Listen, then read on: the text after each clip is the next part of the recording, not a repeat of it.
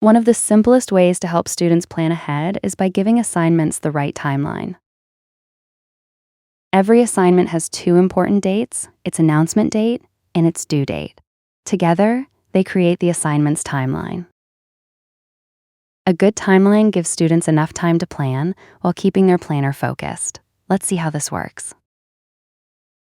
Let's start by creating an assignment in Google Classroom.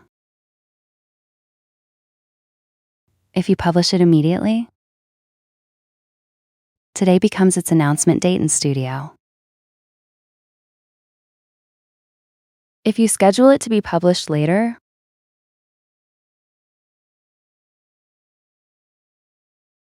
the assignment remains hidden for now. And when the publication date arrives, the assignment appears in Studio with that date as its announcement date. Publishing directly in Studio works a little differently. You can choose a future announcement date while making the assignment visible right away to students who look ahead. This gives those who need it more time to plan. The assignment's timeline still begins on its announcement date, so students aren't expected to start working on it early.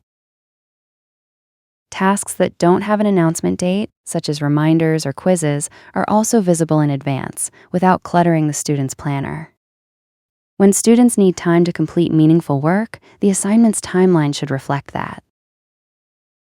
Publishing assignments well in advance doesn't overwhelm students either. By default, Studio only displays the last 3 weeks of each task's timeline. Students can choose to display the complete timeline in the task view settings. In the next tutorial, we'll look at another important way to support planning, choosing the right workload level for your assignments.